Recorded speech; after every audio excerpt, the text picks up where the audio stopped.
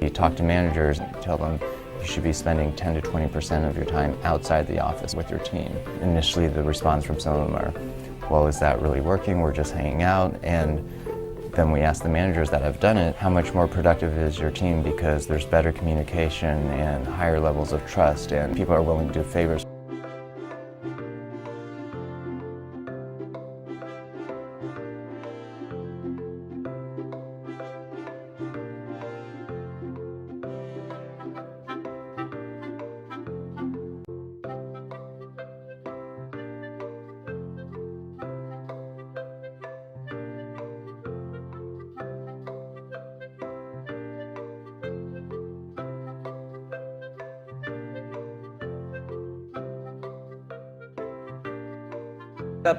Being successful, unquote, in the eyes of society and the ones that didn't. Oftentimes, it's the ones that are successful loved what they did so they could persevere when it got really tough. And the ones that didn't love it quit because they're sane, right? Who would want to put up with this stuff if you don't love it? So it's a lot of hard work.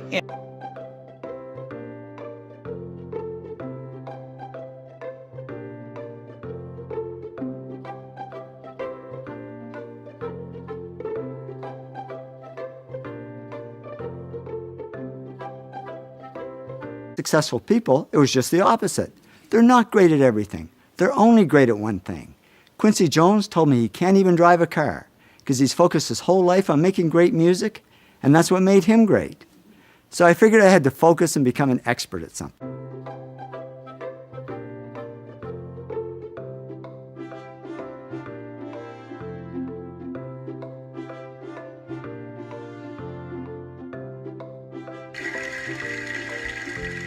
To be great. The 8 traits successful people have in common. Number 3, focus.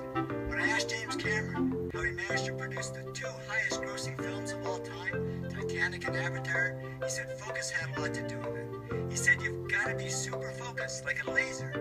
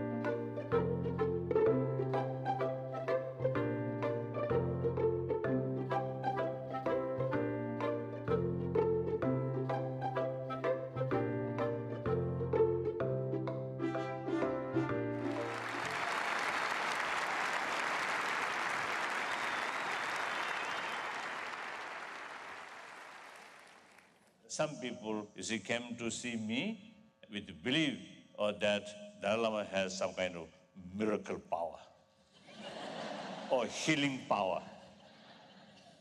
Then that's really nonsense, right? Sometimes the people introduce himself or herself, they have some kind of healing power. Of course, while I say, oh, very good, but in my mind, very skeptical, very skeptical. Now, many of our suffering or problems are essentially man-made. I think like the 11th September was the tragedy, unbelievable sort of event. These things are not happen suddenly, but many causes conditions. And among the causes conditions, one prime thing is hatred. We must look from wider perspective, and you can see, I think today's world, I think rule of hatred limited. Rule of compassion is vast, clear.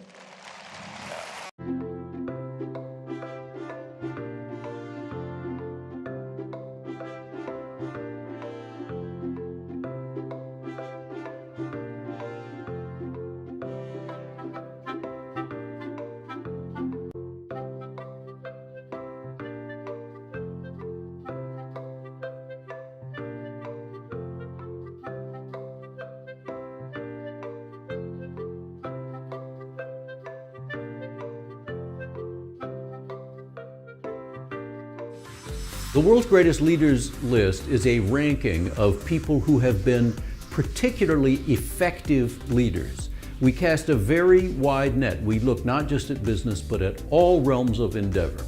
Our number one world's greatest leader this year will surprise some people. It's Theo Epstein, who's in charge of baseball operations for the Chicago Cubs. Now, some people never heard of him. People who are baseball fans really know him well because he has done the impossible twice. First, he helped the Boston Red Sox. Then he helped the Chicago Cubs this past year become world champions, win the World Series for the first time in many, many decades in each case. He has transformed that club in more ways than most people have any idea about, and that's why he's number one.